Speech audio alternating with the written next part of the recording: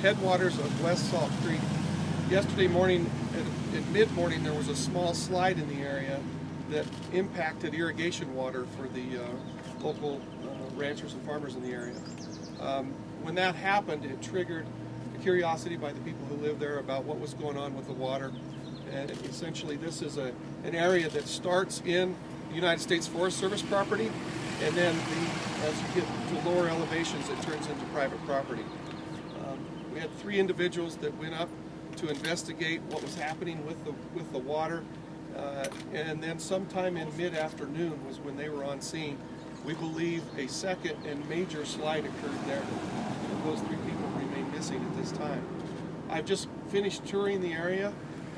The slide, it's an understatement to say that it is massive. It's at least 2.5 to 3 miles long, if not longer, and a half a mile wide or more in certain areas, and it's incredibly deep and full of debris. What we do know about the employees is one of the employees was a county road and bridge department employee who lives in the area, and 2 other local people, one of them the son of the employee. And they went up in one vehicle, a pickup truck and a 4-wheeler, to do this investigation.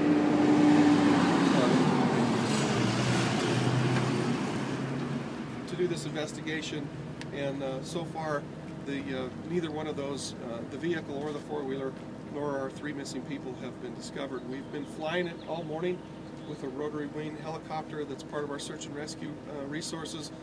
We have unmanned aerial vehicle assets that will be up here flying it with forward-looking infrared to see if there's any heat sources in the debris field.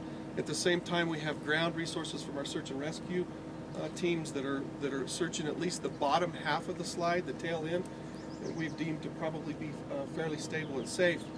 What we have discovered, though, in the overflights with the helicopter is that the upper end of this is still unstable. It was still falling as we were flying over it this morning.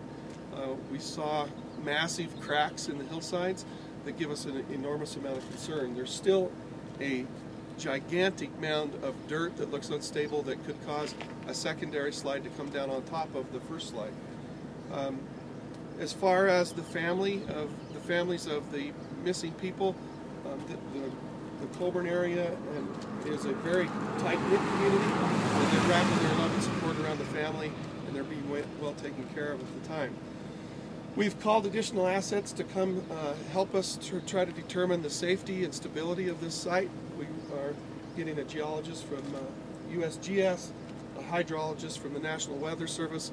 We've had our own county road and bridge engineers up here, and several other assets, including both from the Sheriff's Office and the Plateau Valley Fire Department, that have been on scene since last night when we were notified of this. Our effort today is really to do as much as we possibly can to survey the area by air, the area that is unstable, and the area that our engineers have said that they believe the last third or the tail end of the slide is safe for us to actually put ground resources on. So that's what we're doing as we speak. I can tell you, though, that the slide itself is so massive that even on the edges, it seems like from the air it looks like it's at least 20 to 30 feet deep just on the edges. And so the task is overwhelming.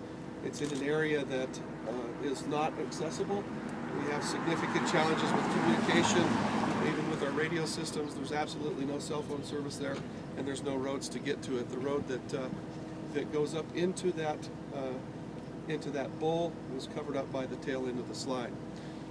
There's also energy industry resources up there, and some of those resources are threatened. Currently, we're working with the energy companies, and they are draining some tanks that hold what they call condensate or production water. I'm told it's not as hazardous of a material as some of the other things that we might be accustomed to. So that's good news, but they're having to bring a bulldozer in and grade a part of the road out to try to make it to those tanks to get those drained. We're watching that as well. We will go through this operational period tonight, continuing to do the ground searching with our search personnel, doing the searching with our unmanned aerial vehicles with the forward-looking infrared to see if there's any heat sources that we can identify.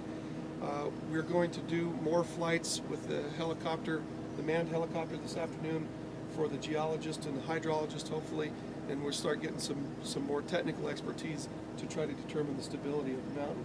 We have to be comfortable, of course, before we're going to put and allow search and rescue resources on there, because we certainly don't want to create any more of a tragedy than this already is.